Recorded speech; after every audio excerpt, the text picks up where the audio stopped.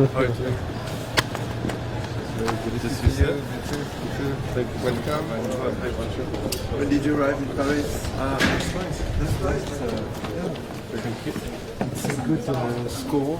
J'invite désormais sur scène M. Ahmad Massoud, chef du Front National de Résistance, qui s'exprimera en anglais.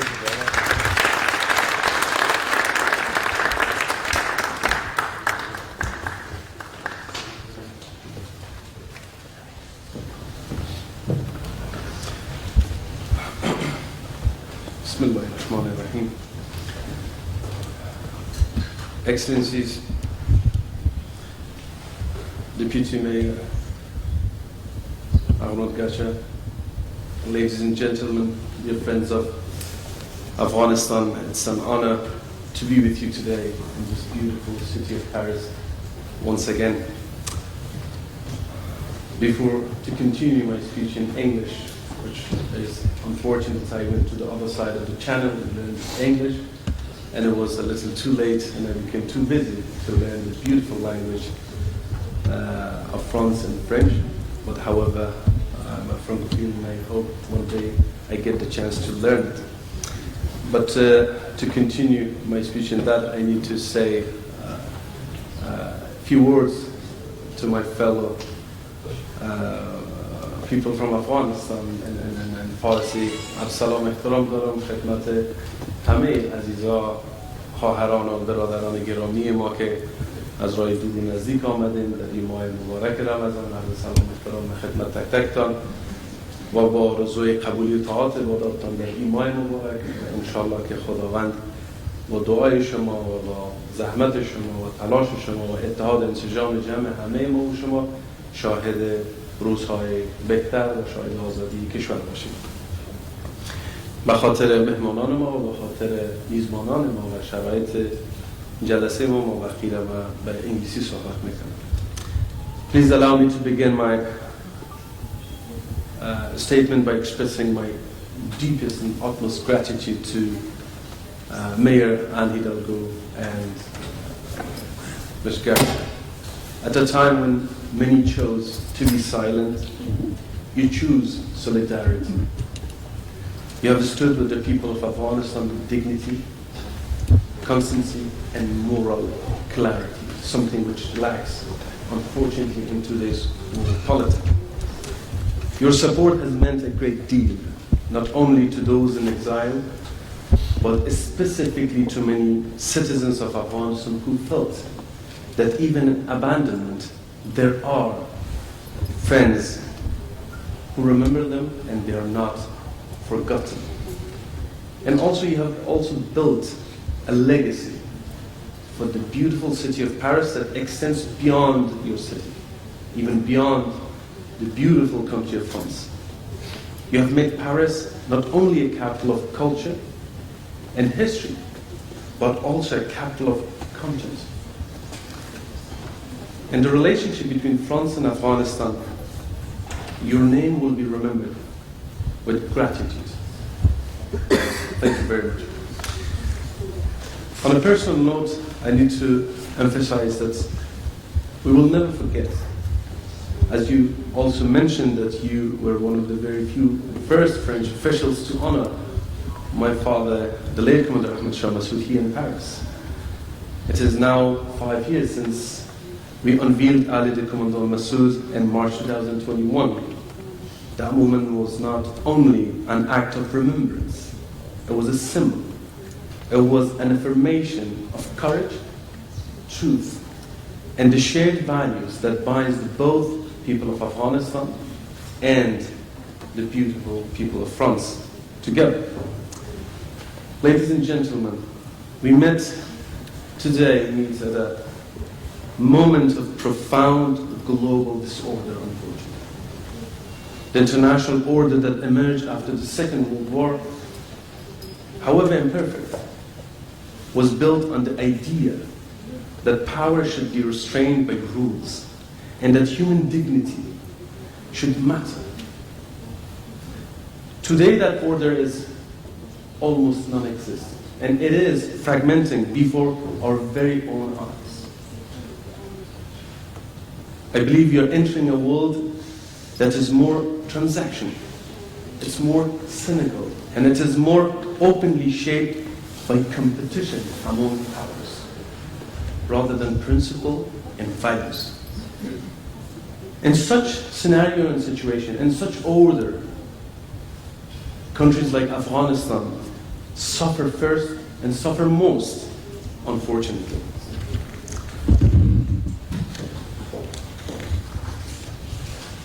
Afghanistan today faces multiple crises.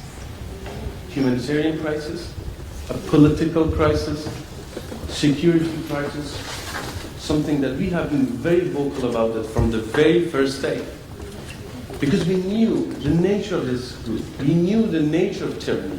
We fought this devil, we fought this illness before, so we knew it. That's why we resisted from the first day. And today we see the instability in the region and even inside Afghanistan. And one of the most and severe assaults are the assaults on the rights of women and girls. And unfortunately, this is probably, in my opinion, most definitely, the worst situation that women are facing in the whole entire planet. Afghanistan is increasingly pushed to the margins by international attention, by international community, because of many crises that we are facing today. After the withdrawal of 2021, Afghanistan became a reminder of failure that many would rather forget. Fatigue, competing crisis, and the illusion that the Taliban has changed. The illusion that the Taliban and their control would bring to so-called stability. But I believe the action of the Taliban for the past 5 years almost, it should be evidence enough and proof enough that illusion was nothing but that illusion, a lie. But ignoring Afghanistan today will not make it safe for the people of Afghanistan especially, and particularly, and for the whole world. When girls are banned from school, when journalists are being silenced, and when entire people and population live on the field, the damage does not stop at the doorsteps of people of Afghanistan and at our borders. It erodes the very principle that holds the international community and international order together. You're already seeing the spillover of the situation in Afghanistan to our neighboring countries. The very neighboring country that were praising the Taliban a few years back. We are seeing how quickly that shifts. We are seeing how slowly the mindset of the world is changing. Small steps, but indeed steps toward Afghanistan. Which once again brings us to this point. We were right to stand together. We were right to resist, and we were right to not accept tyranny. And I believe, and this is why this makes France's voice matter. France has remained one of the very, very few countries willing to speak in the language of principle and the trust and the belief in these principles which was shared between the people of Afghanistan and those who love democracy and freedoms. And the true test for principle is not how nations act when it is convenient, when there's no other crisis, when they're not being distracted. But actually, it matters when everyone is distracted and the world is distracted. And I believe this is why the position of France and the position of figures like Anne Hidalgo and you, Deputy Mayor Garcia, it is very, very important. And it is very, very valuable. The situation in Afghanistan, it is not an isolated tragedy. What happens in Afghanistan will shape the security and stability of the wider region. As I mentioned, it is already impacting our neighbors. Already we are seeing it. The Taliban did not bring peace to Afghanistan. That is an illusion. That is a lie. They brought repression at home and instability abroad. Afghanistan has once again become a permissive environment for extremists and terrorist groups. There are many different data to prove this fact. From TTP to Ansarullah to Jaish al-Haq to Al-Qaeda to Daesh to Jaish Muhammad and many more terrorist groups, they reside in Afghanistan. They enjoy that sanctuary. Beyond security concern, the return of the Taliban has also undermined the possibility of regional cooperation. Afghanistan should be a bridge connecting Central Asia, South Asia, and the broader region. It should be a country of trade, exchange, and cooperation. Instead, it has once again been turned into a zone of instability. This was never the destiny of people of Afghanistan and what we envisioned for our country. In a post-Taliban future, Afghanistan must become a neutral country at peace with itself, with its neighbor, and with the world. Our region does not need another arena for geopolitical rivalry. It requires for regional and international cooperation. And Afghanistan needs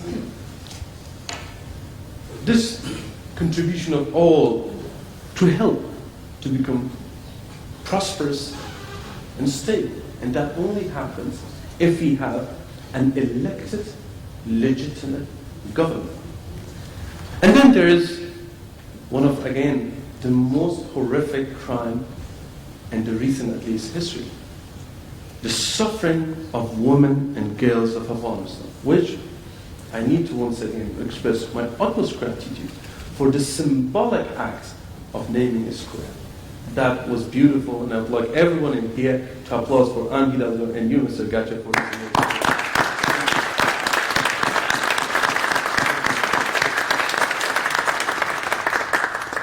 It means a lot to all of us, especially to the girls and women of Afghanistan. In Afghanistan today, women are not merely discriminated against. They are being systematically erased from education, from work, from public life. What we are witnessing must be recognized for what actually it is: a gender apartheid. It needs to be recognized and labeled correctly. And that's what is actually happening inside Afghanistan. And this is not only an Afghanistan issue, it is a universal human issue. No government can claim legitimacy while institutionalizing the oppression on half of its population. No country, no human, no entity should recognize and should legitimize such barbaric acts. This is not only an Afghanistan issue, as I said, it should be a shared value with all issues. And for us, and for me personally, it is very clear. The freedom of the women of Afghanistan, it is non-negotiable. Their dignity, it is non-negotiable. Their right to learn, to work, and to lead as equal citizens, it is non-negotiable. As clear as that. And this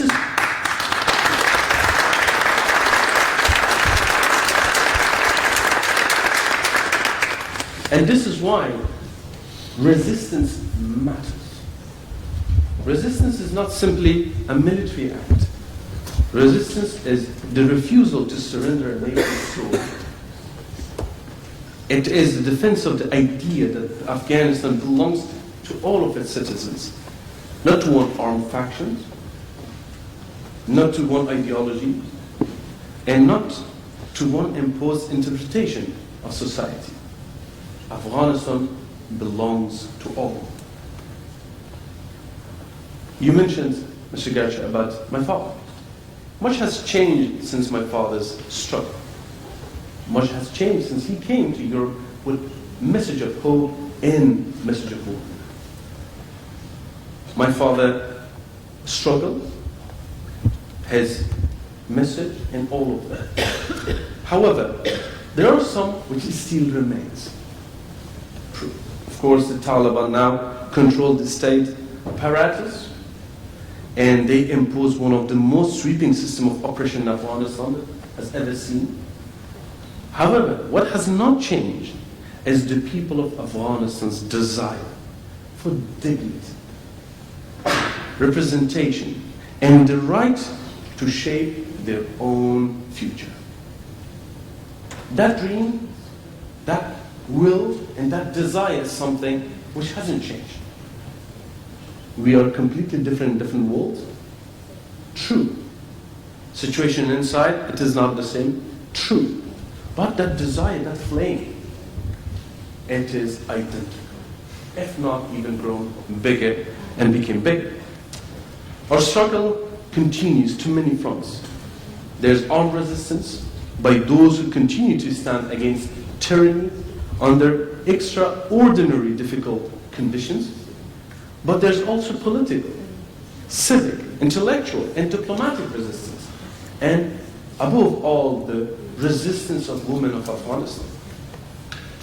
Through the Vienna process for democratic Afghanistan, we have helped bring together much of the democratic anti-Taliban opposition under one umbrella, created a roadmap, and support for liberty, pluralism, and democracy itself.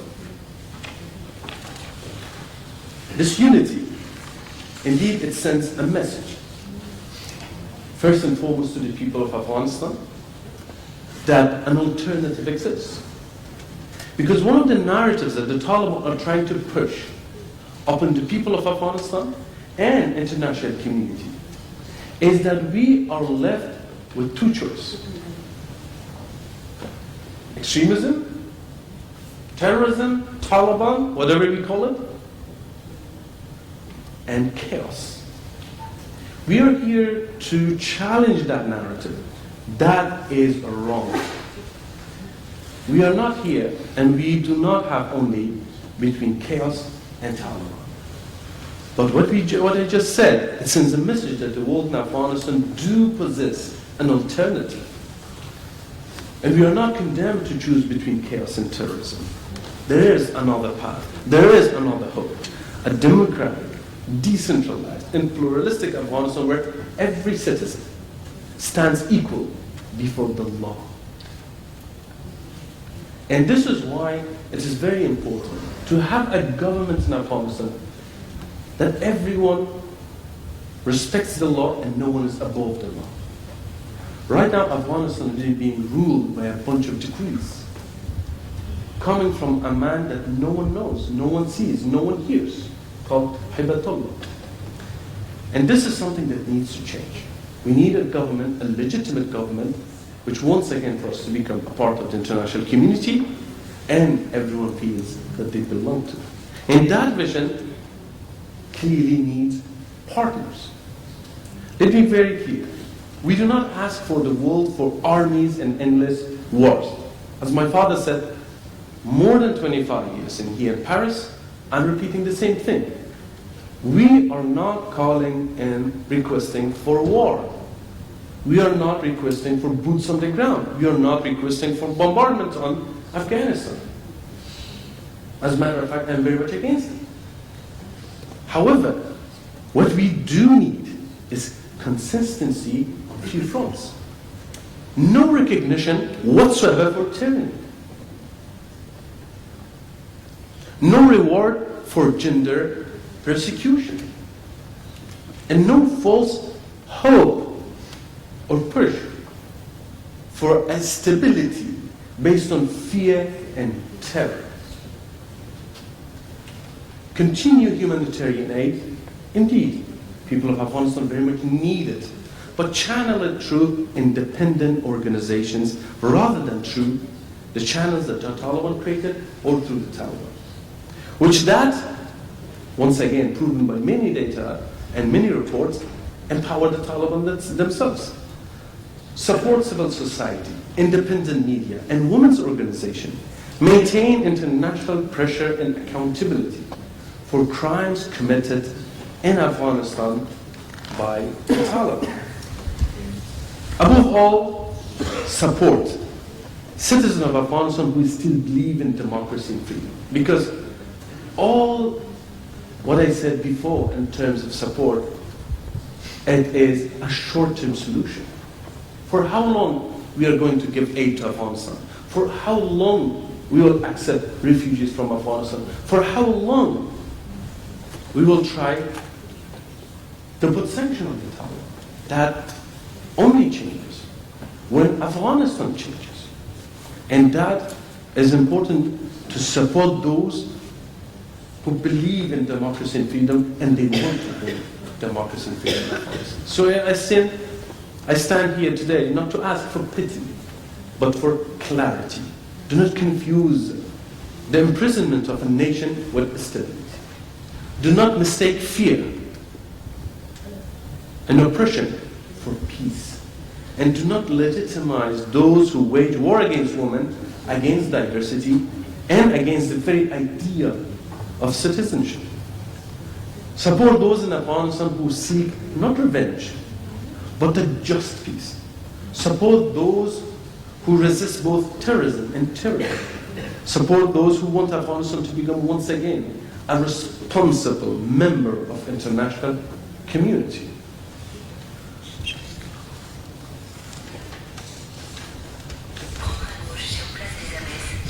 And Afghanistan, at the end, I need to emphasize, has not disappeared. The people of Afghanistan, they have not surrendered. And the future of our country has not been decided. As I mentioned before, what we said at the beginning, when we were very, very alone, now the list of our allies and our friends are actually expanding. Because the action of the Taliban, the situation in Afghanistan, and the geopolitical games and situation, it is changing. The very geopolitical game that brought Taliban to the power, that very game is challenging them. So that situation is changing indeed. So therefore, we have not disappeared. And the fight that we fought for so long, alone and with the help of very few who really believe that we very cherished and we appreciate, it is going to reach and give fruits very, very soon. As long as brave women refuse silence, as long as brave men refuse submission and stand fighting, and as long as friends like those gathered here today refuse indifference and stands in solidarity with the people of Afghanistan based on principles and values, the cause of a free Afghanistan will live on. It will live on in the heart of each one of us, and it will live on in those who support it abroad, and we will succeed. Thank you very much. God bless you.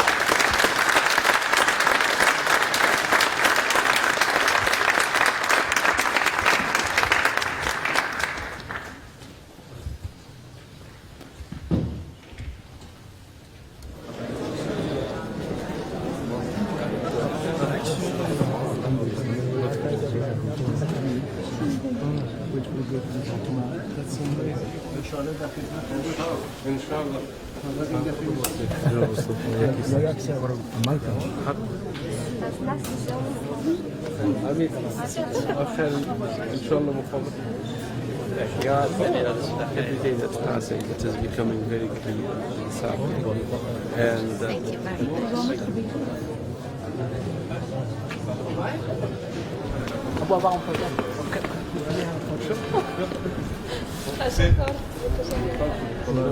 سلامت